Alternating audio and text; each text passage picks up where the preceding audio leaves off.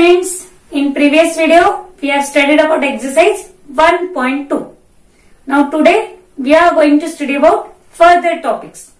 आपण या अगोदरच्या व्हिडिओ मध्ये 1.2 विषय अभ्यास केला होता.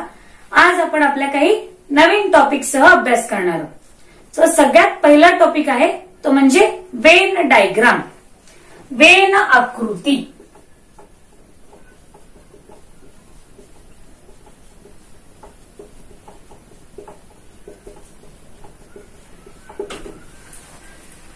Now students, what is Venn diagram? So first of all, you have studied in previous lectures that set can be represented by using curly bracket. या अगोदर आपण याविषयी अभ्यास केला होता की संच लिहिण्यासाठी आपण महिरपी कंसाचा वापर करतो.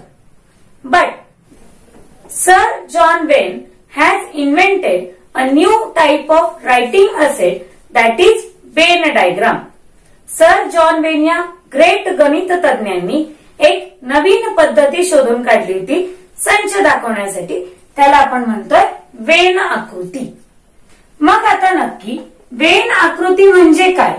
तर जसे आपण संच लिहिण्यासाठी महिरपी कंसाचा वापर केला होता त्याच पद्धतीने पण संच लिहिण्यासाठी कोणत्याही बंदिस्त आकाराचा म्हणजेच चौरस, त्रिकोण, चौकोन, आयत, वर्तुळ, इवन अमिबा, फक्त आकृती कशी हवी आहे? बंदिस्त. We should represent or we can represent a set by using any closed figure or any closed geometrical shape. You can use star also like this.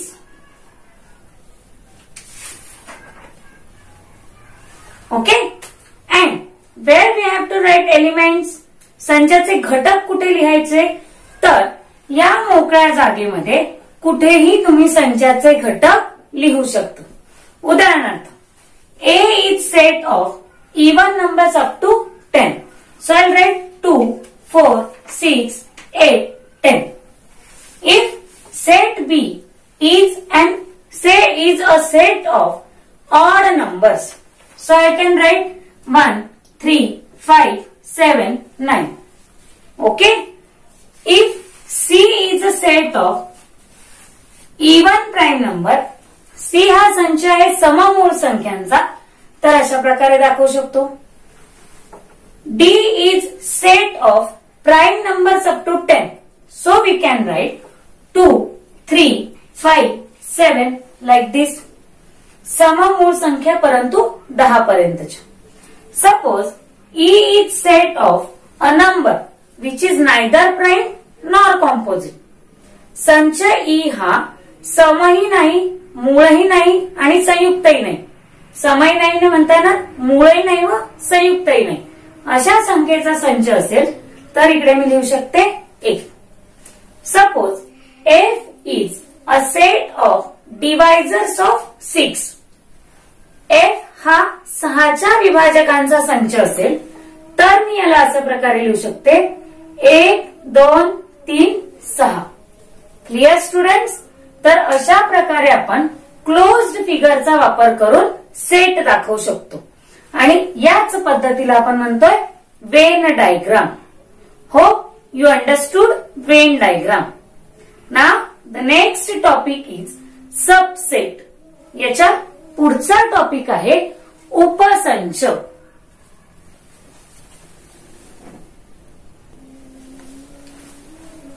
Now the term subset indicates that any one set is subset of other. उपसंच हा शब्द काय दाखवतो? तर कोणताही एक संच दुसऱ्या संख्येचा किंवा दुसऱ्या संचाचा उपसंच असेल. तर आपण सर्वात पहिले दोन संच घेऊया, X आणि Y. Clear? Now X is set of even numbers less than 10. समजा X हा संच 10 पेक्षा लहान समनैसर्गिक संख्यांचा आहे आणि Y हा संच सममूळ संख्यांचा आहे. Y is set of even prime numbers. Now you can see element of set Y is present in set X. संच Y चा प्रत्येक घटक संच X मध्ये आहे. हे आपण घेऊया पहिले उदाहरण. आणखी एक उदाहरण घेऊया. Suppose set A is a set of 2, 4, 6, 8, 10, 12, 14, 16, 18, etc. Clear? B is set of squares of natural number. So, square of even natural number, 2 square is 4, 3 square is 9, 4 square is 16, 5 square is 25. आता आपल्याला इकडे 25 नकोय, me for example 4 आणि 16 एवढेच घेते. नाव you can see again every element of set B is present in A. पुन्हा एकदा तुम्ही बघितलं तर बी चा प्रत्येक घटक हा संच ए मध्ये आहे.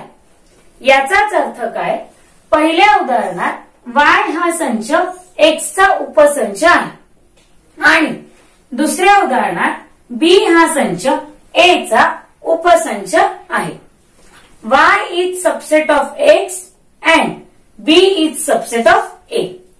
So how we can write? By using symbol. So I can use this symbol for showing subset. Y is subset of X. So I'll write here Y is subset of X. B is subset of A. So I can write B is subset of A. Now this underline show that the set is proper subset. Proper subset means what? Every element of this set is present in A. याला आपण उपसंच असे म्हणतो. पण का? तर याचा प्रत्येक घटक त्या दुसऱ्या संचामध्ये आहे. जर समजा हा संच A असता आणि हा संच B असता तर आपण असे लिहिले असते A is proper subset of B. समजतंय? त्याला म्हणतो आपण उपसंच. तर आपण डेफिनेशन लिहून घेऊया. If two sets X and Y, every element of set X is present in set Y, then X is called as subset of Y. समजा X आणि Y हे दोन संच आहेत आणि संच X मधील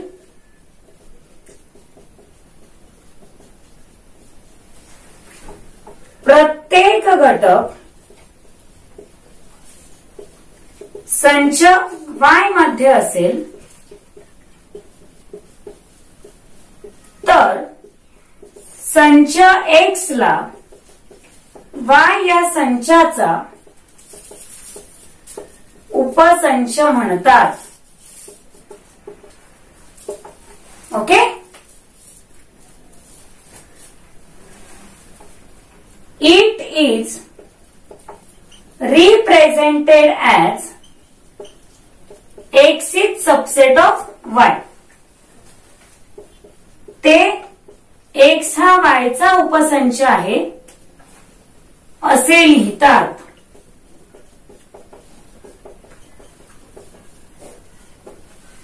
ओके स्टुडंट्स, ते होते सबसेट. आता आपण बघूया properties of subset.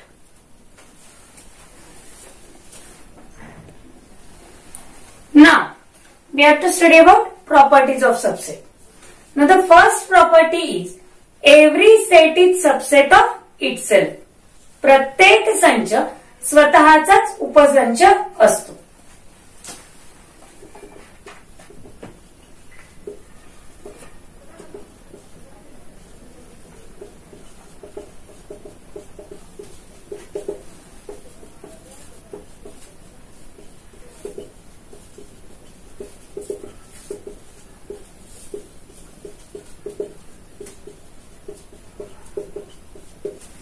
For example A is proper subset of A. समजा तुम्ही ए हा संच घेतला सममूळ संख्यांचा, तर त्यातील प्रत्येक घटक त्यात असणारच आहे. म्हणजेच काय, तर प्रत्येक संच स्वतःचा उपसंच असतो. Every set is proper subset of itself. Now second property, empty set is subset of every set.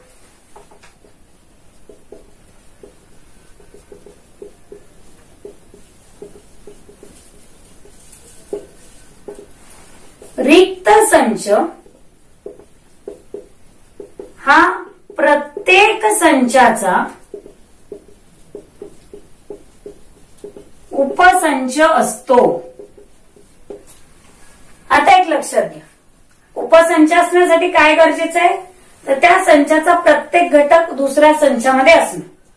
मग आता एक गोष्ट, रिक्त संचात एकही घटक नसतो, मग तो प्रत्येक संचाचा नक्कीच उपसंच असेल. बरोबर. Therefore, every empty set is subset of every other set. So, that is phi is subset of set A. रिक्त संच हा संच A चा उपसंच आहे.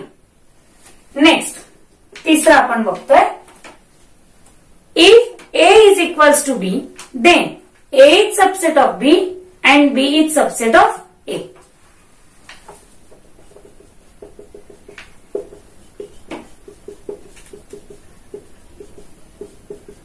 बघा, जर ए आणि बी हे समान संच असतील तर ए हा बी चा उपसंच असेल व बी हा ए चा उपसंच असेल. मग उदाहरणार्थ A is set of EAT and B is set of TEA. काय झालं, यातला प्रत्येक घटक यात आहे आणि यातला प्रत्येक घटक यात आहे, म्हणून दोन्हीही एकमेकांचे उपसंच आहे. Clear? Now, next property. If A is proper subset of B and B is proper subset of A, then A and B are equal sets. If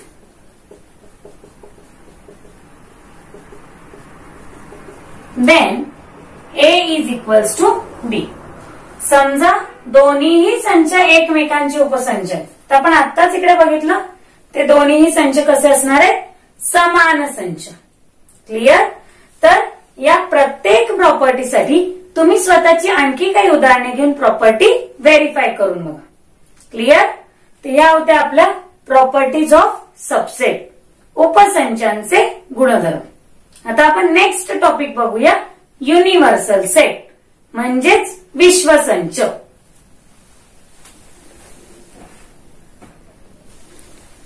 Now, X is set of A such that A is a student of your school. X हा संच आहे A चा व A हा तुमच्या शाळेतील विद्यार्थी आहे. क्लिअर? आणखी आपण एक सेट घेऊया. A is set of X such that X is a student in 9th standard of your school. A हा संच आहे X चा. X हा तुमच्या शाळेतील 9वीचा विद्यार्थी आहे. B is set of Y such that Y is a student in 10th standard of your school. B हा संच आहे Y चा. Y हा तुमच्या शाळेतील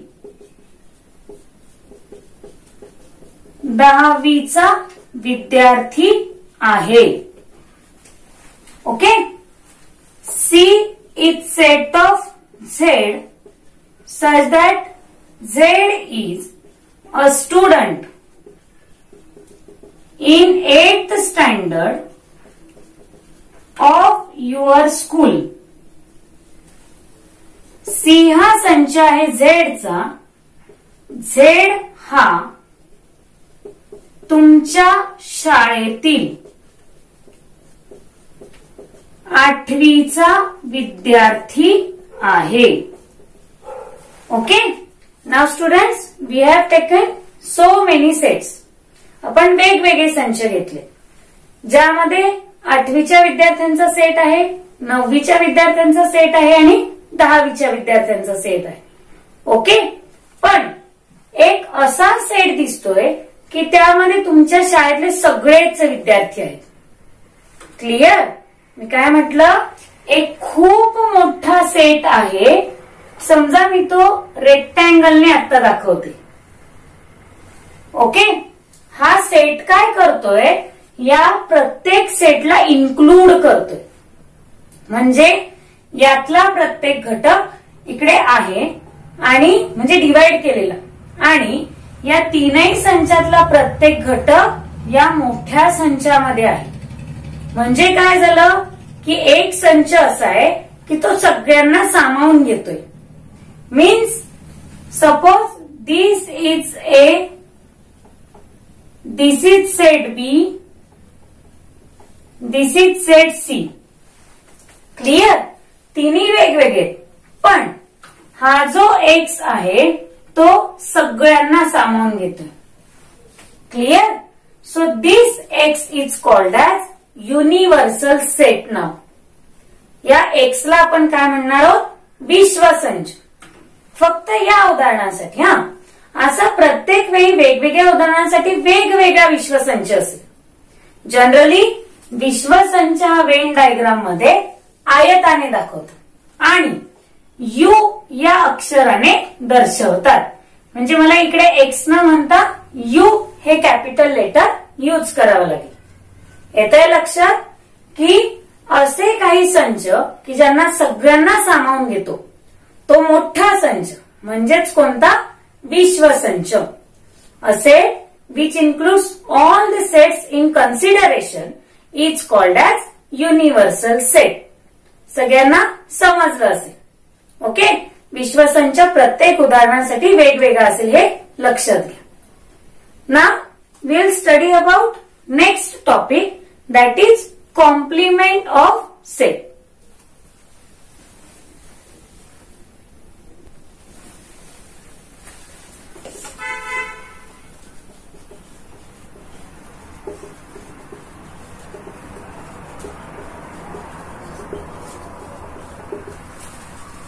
Now students, U is a set of 1, 2, 3, 4 up to natural numbers 20.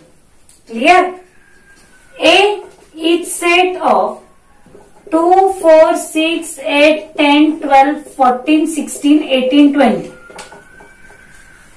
Now students, we have to find a set which is complement of set A.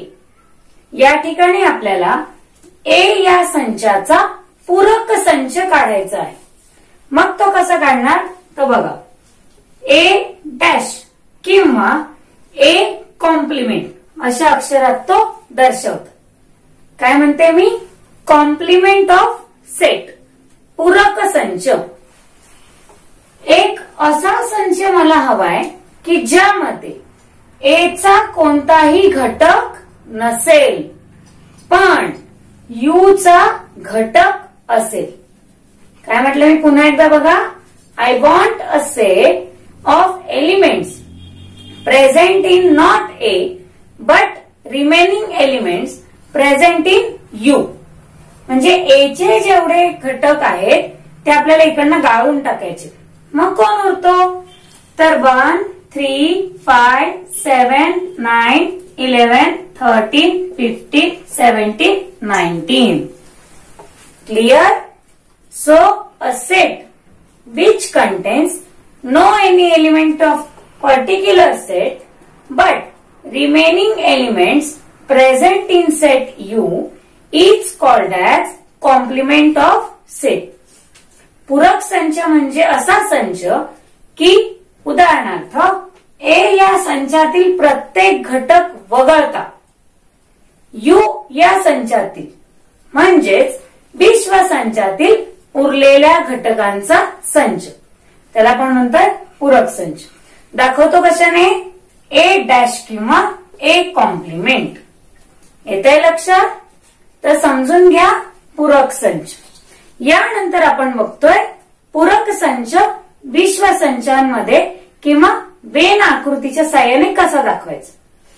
So बघा, universal set we show by using rectangle. A is a set of 2, 4, 6, 8, 10 and complement of set that is A dash I can show by 1, 3, 5, 7, 9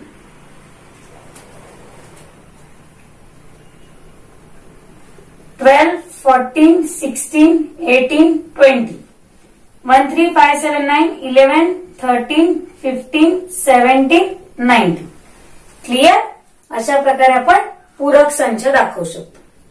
तसेच उपसंच जर आपल्याला Wien डायग्रामने दाखवायचा असेल तर कसं दाखवता येईल बघा. समजा ए हा संच आहे,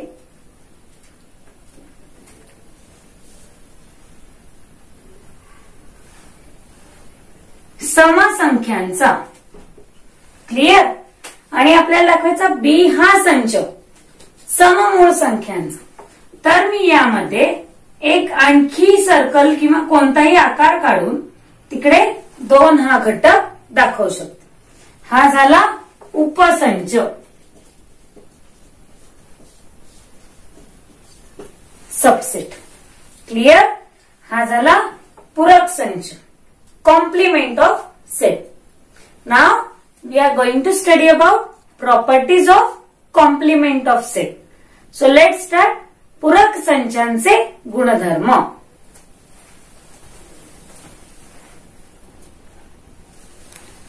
If U is an universal set containing elements 1, 2, 3, 4, 5, 6, 7, 8, 9.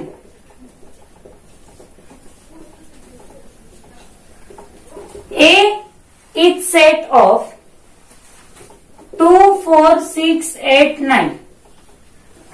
Clear? Now we want A dash. So how we write A dash?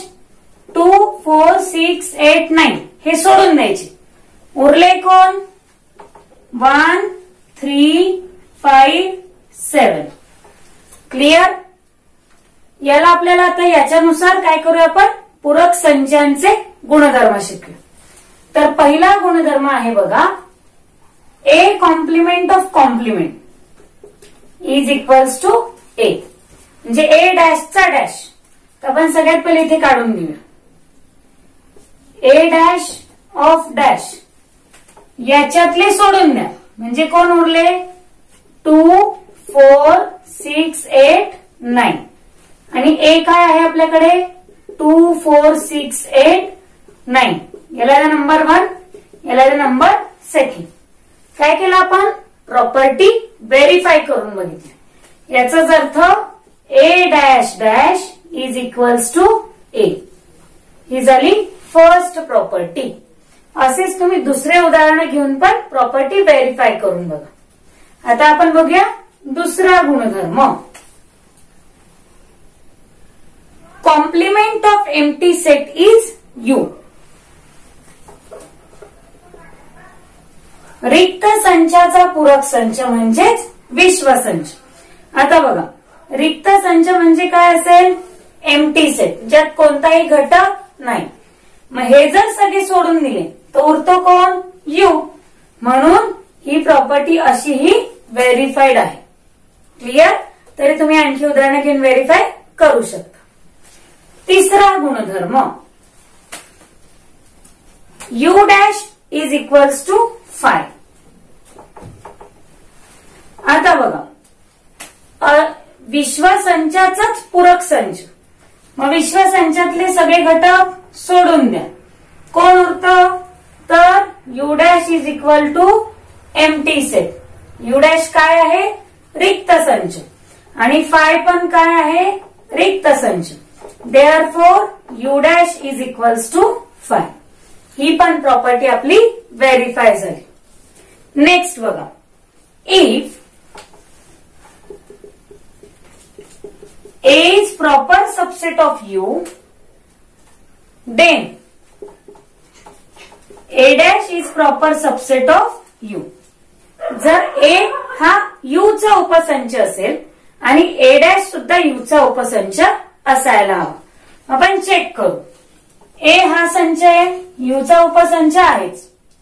A dash मध्ये जे घटक आहेत ते U मध्ये आहेतच. याचा अर्थ कोणताही संच आणि त्या संचाचा पूरक संच हे दोन्हीही संच विश्वसंचाचे उपसंच असतात. क्लिअर? सो हा एक नवीन गुणधर्म. आणि एक पाचवा गुणधर्म आता आपण बघूया. नो एनी कॉमन एलिमेंट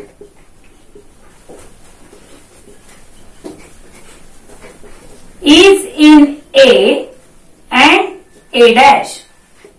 ए व ए कॉम्प्लिमेंट म्हणजे पूरक संच यामध्ये कोणताही सामायिक घटक नसतो.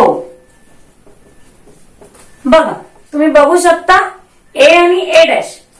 ए मध्ये जे घटक आहेत ते ए डॅश मध्ये नाही, ए डॅश मध्ये जे घटक आहेत ते ए मध्ये नाही. ओके, सो दोघही संचांमध्ये कोणताही घटक सामायिक नाही. आपण प्रत्येक प्रॉपर्टी उदाहरण घेऊन व्हेरीफाय करून बघितले आहेत, पडताळून पाहिले आहेत. प्रत्येक गुणधर्माला तुम्ही वेगवेगळी उदाहरणं घेऊन पडताळून बघायचंय. हा तुमचा आजच्या व्हिडिओ मधला होमवर्क असेल. क्लिअर?